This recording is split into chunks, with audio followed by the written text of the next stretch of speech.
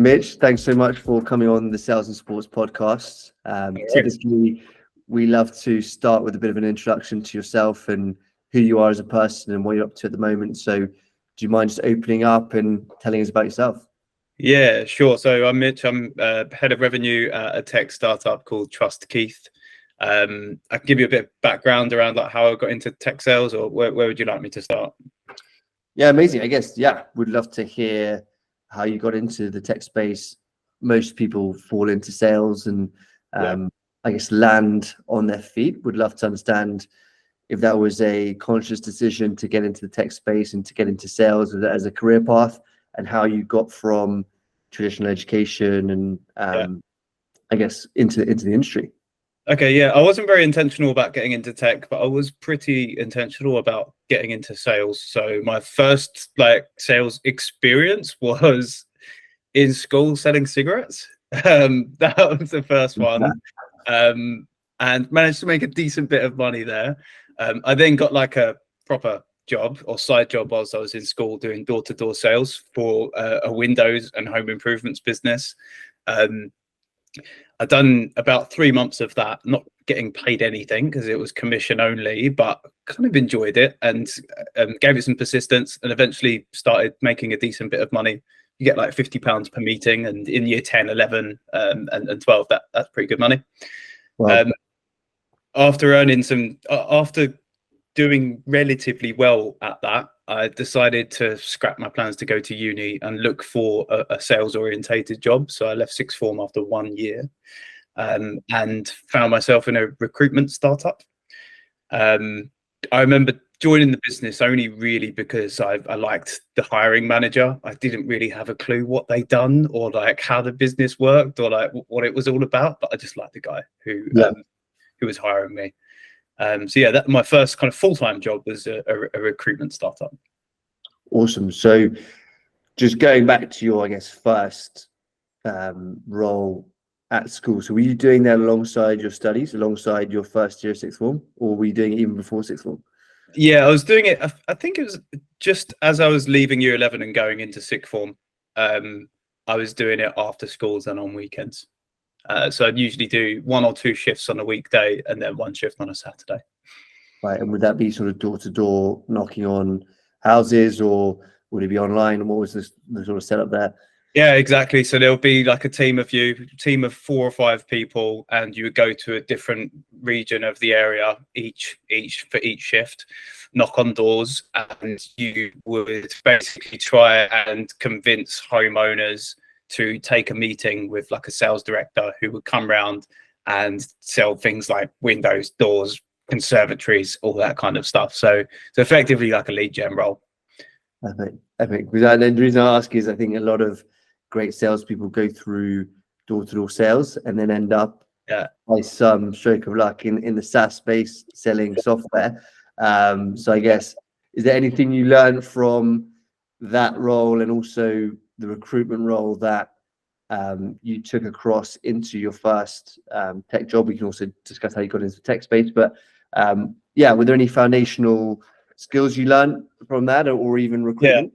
There's some cliche but very true foundational skills from door to door, and that is things like building up resilience and having the ability to consistently knock at doors and just get people telling you, no, I'm not interested, please go away. Sometimes a lot more rudely than that. It's a very important lesson to learn in any job, but particularly sales.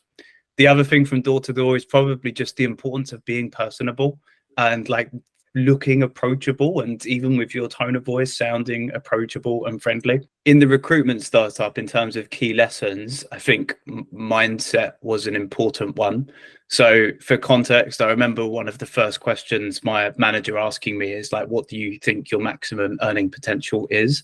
And I remember saying, something reasonable like 40 or 50K, just because that's, in my mind, that's what good looks like, and it is an excellent salary to earn. But over a long period of time, the founder and my manager went through this long period of like removing some of those self-limiting beliefs and just kind of explaining like, why can't you do double, triple, quadruple that? So I went through this journey of like unlocking a lot of limiting beliefs in that startup in particular. Interesting. And was that during the interview process or just in the role they'd sort of just in the role on a day-to-day basis? In terms of my actual job during the day, I mean, it's a lot of like admin and building lists up for the sales director. For the first 6 months, my only job was to get names, job titles, and email addresses off of LinkedIn. This is before the time of Cognism and Zoom Info and GDPR nature as well. So that was my job for 6 months straight. And then after that, it started to evolve a bit. I would start to do some outreach, things like that. And then eventually I worked into a bit more of a developed, like typical recruitment role of doing some contingent and retained search projects. Brilliant. That's old school, getting that experience of finding contacts. And I guess even when I started as an SDR, there was, no like soft dialer. It was basically pick up the phone, dial, not really any databases to work off. It was pretty Wild West. Awesome. And then how did you get into the tech industry? How did you make that pivot again? Was it a conscious decision or were you approached by a recruiter? How did that work out? Yeah, so in the startup, I absolutely loved working there. Just for context, it was a really exciting environment. There was only a team of 4 of us for the most of it, and everyone was very like focused and engaged on building this business, which is one of the advantages of working in a startup, right? You get a small group of people tightly focused on one mission, and it makes it an exciting place to work.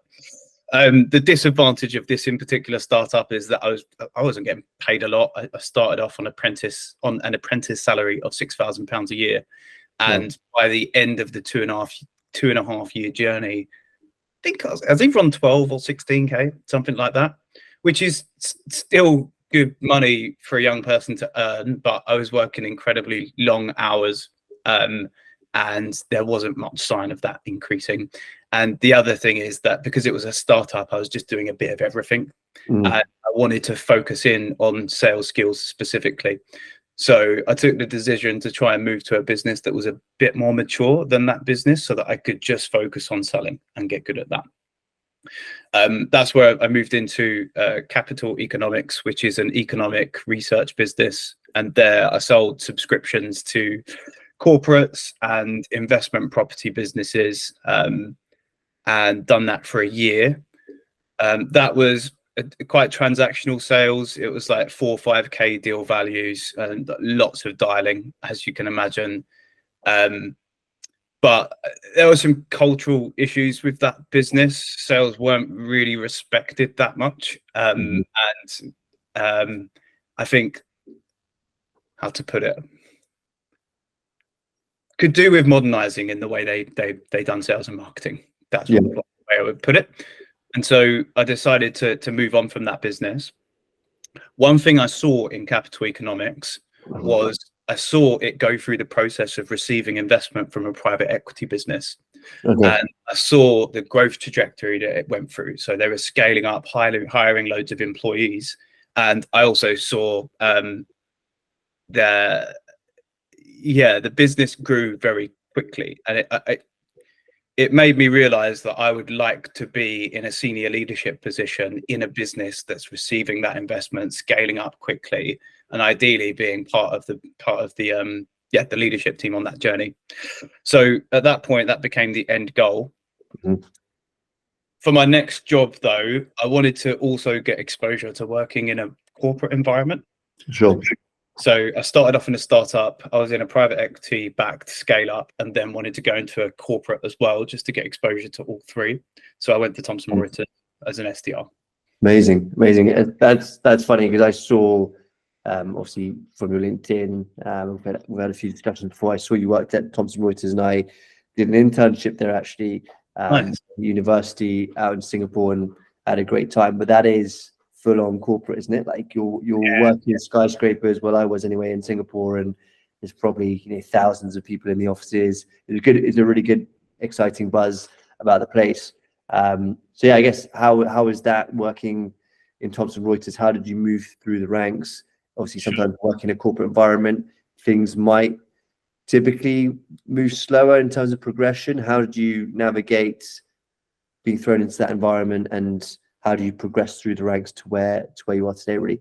Yeah, sure. There's definitely pros and cons to working in a corporate environment. I think in terms of the pros, you're going to go into an environment that is at least meant to be a well-oiled machine. So you can see what good looks like, and that's good exposure for anyone to get. Another advantage of going into a corporate is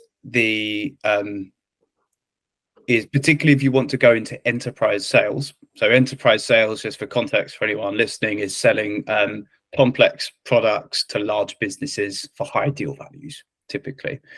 And this is often undervalued, but by working in a corporate, you get to see how an enterprise works. And so you become much more knowledgeable and better at selling to them because you understand it. If you've only ever worked in a startup, it's hard for you to really understand how complicated it is in a corporate business.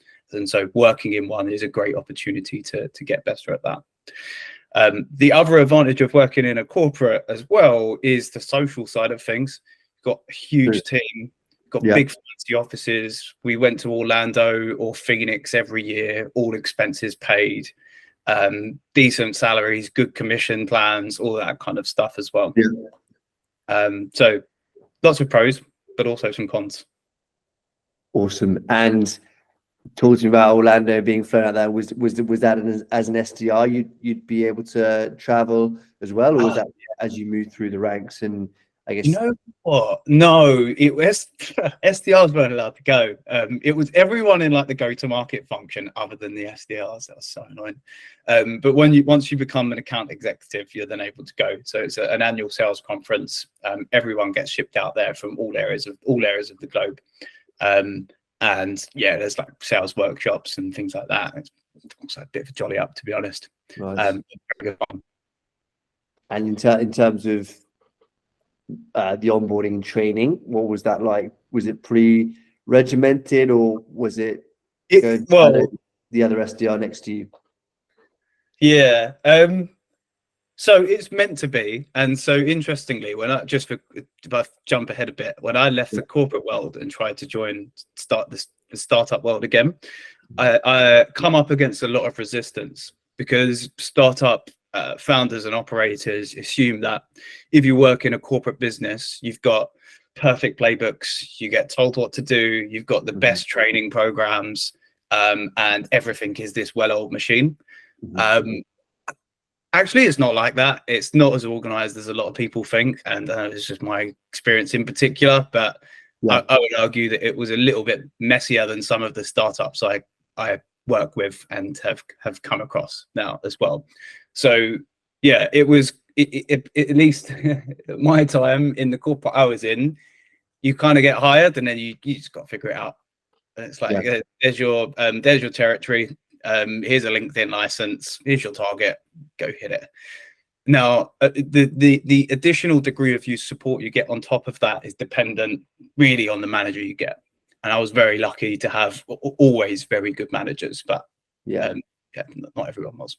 Interesting. And also in a large corporate, you've basically got businesses within businesses, or like teams within teams, because these huge corporates are acquiring smaller businesses or startups that are growing rapidly.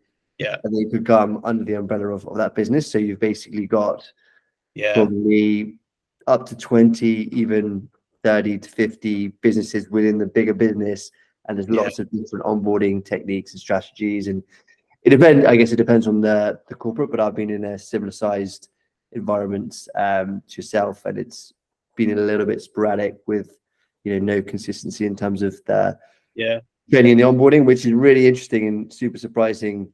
Because I've been in another environment where it's been more Series B, C scale up, and actually the onboarding and the training and everything was a lot more structured. But I guess it really depends on where you land. Yeah, one of the challenges of the corporate environment I was in was exactly that. It was a large business built from acquisition, and so you had lots of small individual businesses all being merged together. And it's a painful process in terms of the culture clash, the process clash. Something like that takes time to get right. Great. I appreciate you sharing that. And in terms of where you are today, you touched upon working in early stage startups, so they can tell, if you're selling cigarettes at school, you've probably got a real entrepreneurial streak about you, and obviously you've got a passion for startups. I can tell already. What is it like working within a startup environment? And just before I ask you that question, I've seen you've moved around and had some great experiences from other businesses. What have you taken from them into that startup? And for the listeners, lots of people say when you start your career, stay in one place and grow a career within one business across 10, 20 years. But I think there's a lot of value you can get early in your career, moving and getting experiences from other businesses. If you can sort of share that and form that into your final long-term goal. So I guess question is, where are you today? What is it like working in startups, and just touching upon those experiences and the benefits of experiencing other businesses early on in your career? Sure. So I'll take one step back just to speak to a point you've just made there. Sure. I am of the belief that you should try, if you are in the right environment, to stick it out and stay with a particular business for a decent chunk of time. It doesn't always work out, but if you can stay somewhere for 3+ years at least, you're going to get the most from that business and role. For context, I spent 5 years at Thomson Reuters in total, and just thinking about what I brought from that role into the role I'm in now, I got exposure to basically all of the different areas of a revenue function. So as an SDR, I managed an SDR team, I was an account executive, and then I managed the team of sales rep, and also kind of managed a go-to-market team for a product line as well. So lots of exposure to lots of different areas of a revenue function in that business, which was incredibly valuable. And I feel like the longer you spend in a business, the more you're going to get from it. Final thing on Thomson Reuters and time spent there is that, particularly if you're going to get into a account executive role, and especially an enterprise account executive role, it takes time.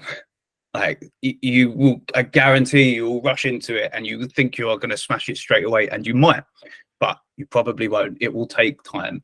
And I'll give my example of this is my first year as an enterprise account executive. I came in far too cocky, thinking I was far too good, and got a virtual slap in the face by completely missing my target, something like 50% in the first year. But you have to I had to go through that journey to get to the next step, which is where the next year I think I'd done something like 90%, and it was only in the third year where I actually started to get it. And this was like proper enterprise sales. You're working on big deal values with big companies. So that it took me 3 years to get, I would say, okay at it. I by no means mastered it as well. Yeah. Why do you think that was? By the third year, do you think things take time? Were there certain things you're picking up along the way? Were you asking for more, I guess, support or feedback? What was there? Was it just patience? Yeah, I actually had excellent support from my manager. I had 2 managers in that role. I had excellent support from both of them. So it wasn't like a lack of support. It was more just that the complexity behind working enterprise deals in a large enterprise itself is like it's a lot. There were some deals where within Thomson Reuters alone, I was managing an internal team of like 10-15 people, including like technical consultants, professional services, account directors, senior leadership. And then on top of that, within the prospects business, you might be managing 20 prospects involved in the total sales cycle in total. Obviously, you have a handful that are primary contacts, but you're engaging with so many people. And you're on top of that, you're selling, in my case, a solution that was very complicated, very technical. It was tax software. It's processing loads of sensitive data about this business. So there's loads of infosec to go through, loads of legal terms to get right at the end. Like it's minefield. Yeah. Just sounds wild. Yeah. And also the deal cycle, deal length is probably in some enterprise businesses can be up to 12 to 24 months. So it takes time, right? Awesome. And I guess, do you mind talking about where you're up to today and you're on at the moment, and how you, I guess, took that opportunity. Yeah, sure. So today I'm head of revenue at a tech startup called Trust Kieth. Trust Kieth provides data protection as a service to tech startups and scale-ups. My role as head of revenue basically means, in layman's terms, I'm responsible for anything to do with generating revenue or new revenue for the business, either through new customers or upselling, things like that. In terms of how I got into this role, so I intentionally left Thomson Reuters looking for a startup job, and I wanted to be able to lead a revenue function in an early stage business and scale it up. Nice. So I actually got introed to the founder of this business through a friend. So yeah, that's how I come into contact with Trust Kieth. Fantastic. And how have you found, I guess, the differences from working in a corporate to a startup? And what have you enjoyed, and what excites you on a day-to-day basis about working in a high growth startup? How have I found it? I love it. And I loved working in Thomson Reuters, but by the end I just couldn't be bothered with it and I wanted to get out. I was just a bit fed up of the corporate environment. And so to come back into a startup where you've got a small group of people highly focused on one particular goal of growing a business, people who want to be here and are focused on a mission, like it makes the world of difference. And I'm a big believer that if you're going to spend a huge chunk of your life working, then do it in a business that you care about and with people that actually want to be there. And so that's what I've got at Trust Kieth. Like, it's an excellent business with excellent people, and couldn't be happier. Amazing. And I guess just touching upon key learnings and advice for people coming into the industry, potentially budding SDRs. What advice would you give them if they're applying to an early stage startup, and what advice would you give them in general trying to break in as their first tech sales role? For an early stage startup, I think that I would say just be aware what you're getting into, because I absolutely love the business I'm in, but early stage startups are highly volatile businesses, especially ones that are venture capital backed. And especially considering the current investment environment where it's hard for startups to get investment, there are a lot of startups at the moment that are struggling. There are also a lot of startups that are making people redundant, that are giving sales reps unfair targets. So I would just say there's a lot to gain from the startup world, but also know that there are some downsides as well first. But the advantages of going into the startup world, and I've got to show both sides of the coin, are that you are going to learn at 10 times the rate of what you would in a corporate, because you have to get stuck into everything, and because there's not a huge team of resources to help you with everything. Yeah. So you're going to learn a lot quicker in this environment, and potentially you can also get promoted up the chain a lot quicker as well. In Thomson Reuters, if you wanted to become like a sales director, you probably have to be there for, I would have had to be there for probably at least 3 more years. Yeah. In a startup, you might be able to get there in 1-2 years. Nice. Even you're coming from an AE role. Yeah. Got it.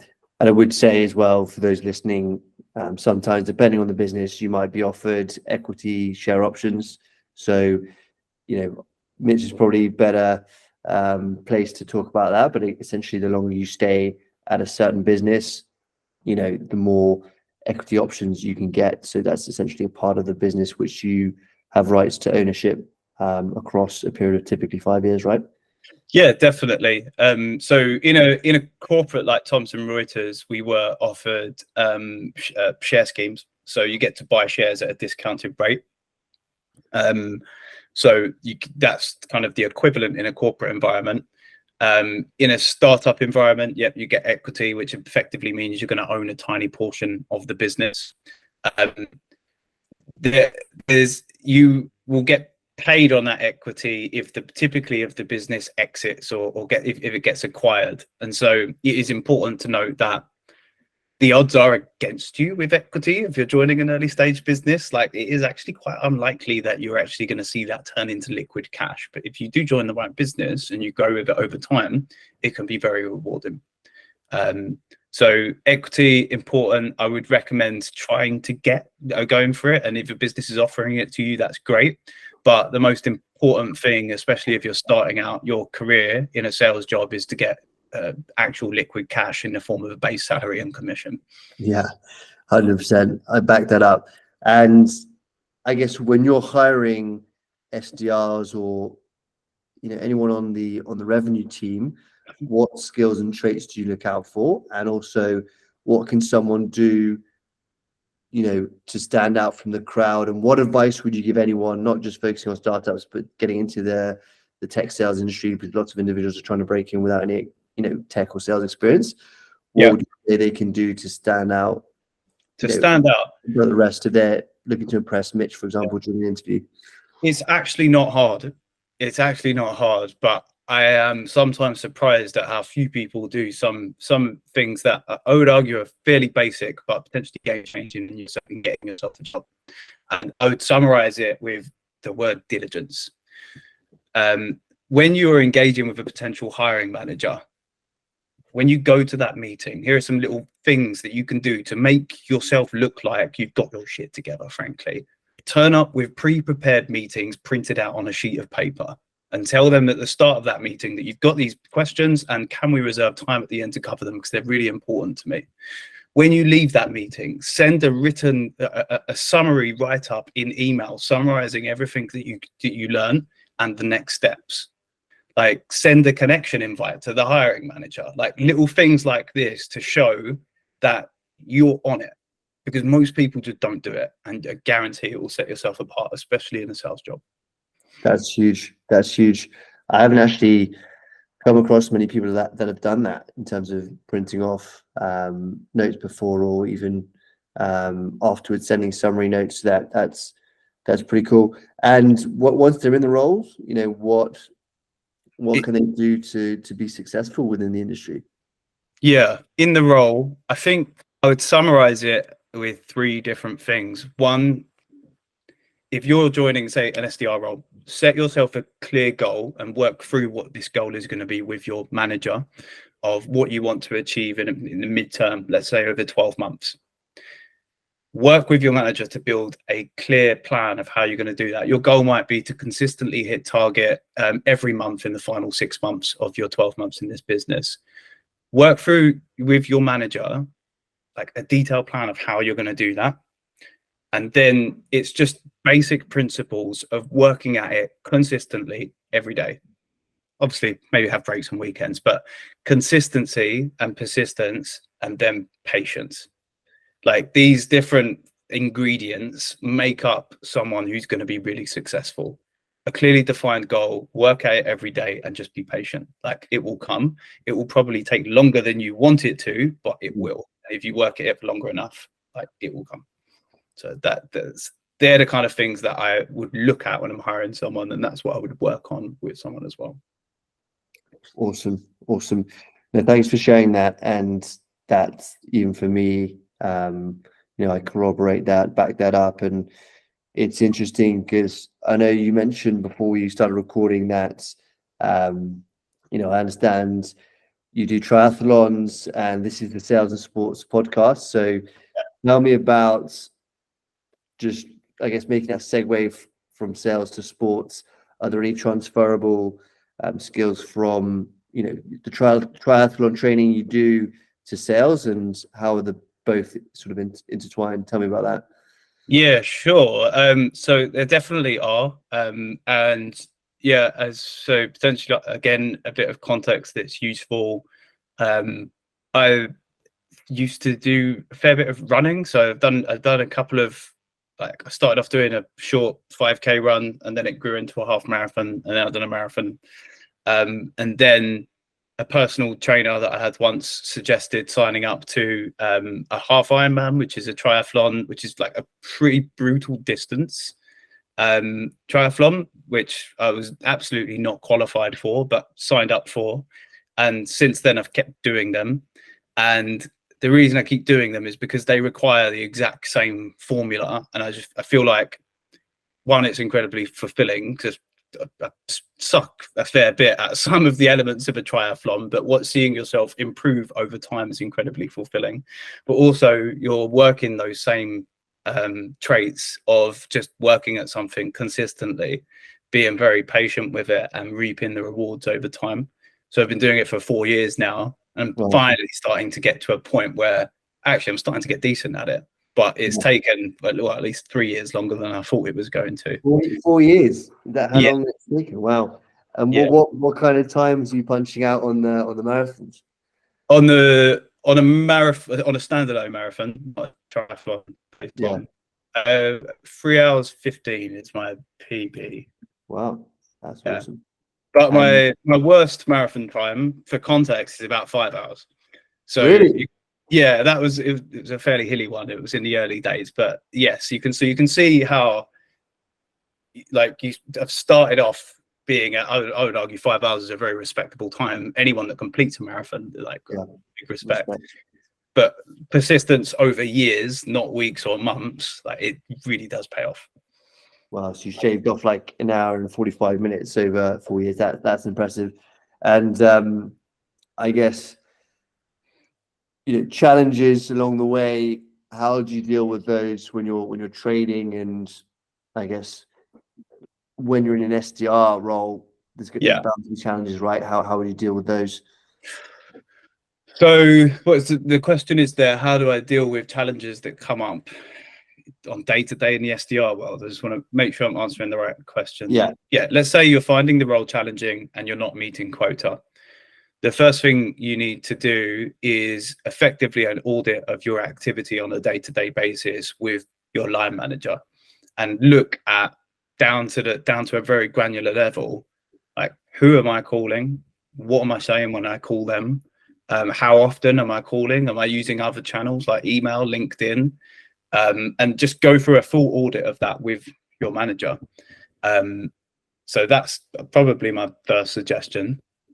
And then the second suggestion, again, just once you've got that right, it just comes back to patience, I think. And just giving it time. Everyone wants to do it quicker, but it definitely does take time. Well, it's patience, and also, I guess, resilience in there, I guess, which is obviously key, right? Yeah, I think so. The other thing in an SDR role as well is that it makes sense to start shifting away from just asking people for a meeting, and shifting your mindset to, like, how can I actually add value to this person's world? So if you're so for example, we help tech startups with data protection. So our mindset shift there might be less about, hey, do you want to meet? And more about, like, here is everything you need to do from a data protection perspective that you might not be aware of at the moment. And then if you want help with that, then feel free to get in touch with us. But if not, that's fine. And the idea there is that you've shifted from just saying, hey, can we have a meeting, to actually trying to be helpful, so that when that person does actually need help with data protection, who are they going to think of? They're going to think of us. 100%. Offering value and just being genuine. I think genuine, good person goes a long way, right? Because at the end of the day, you're dealing with people, and it's easy to overcomplicate it or overthink it. But actually, if you're just being yourself and offering value, you can't do much wrong, right? Yeah. The other thing, and this is Shajed is getting very good at this. Shajed's the SDR that we hired for yourself, as you know, is like persistence. So a lot of the meetings he is securing at the moment are with prospects who he first contacted 6 weeks ago.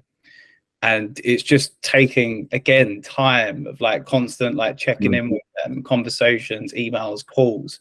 And only after that period of time, they're finally starting to convert. So the other thing is just making sure that you've got long sequences and making sure that you're giving people time, because they will start to convert after a while. Love that. Shajed, who is getting very good at that, by the way. Good man, Shajed. Shout out Shajed if he's listening. I'm sure it will be good stuff. Awesome, Mitch. Well, thanks so much again for coming on. I guess before we wrap, do you have any last bits of wisdom, anything you want to share with us, and what's the best place for people to find you if they want to connect or I guess get in touch? Which is slightly cliche, but very impactful, is that people often overestimate what they can achieve in 1 year and underestimate what they can achieve in 1 decade. And in terms of contacting me, so LinkedIn or TikTok, just search Mitchell Omer. Perfect. Awesome. I was going to say mic drop after that quote. That's a pretty epic quote. I love that. But yeah, you've heard it first. So Mitch on LinkedIn and TikTok. I'll put his details down below on the podcast description. But yeah, thanks so much for coming on again, and we'll circle back later on. Nice. Thanks, Jack. Well, thanks, Mitch. Take care. Cheers. Bye.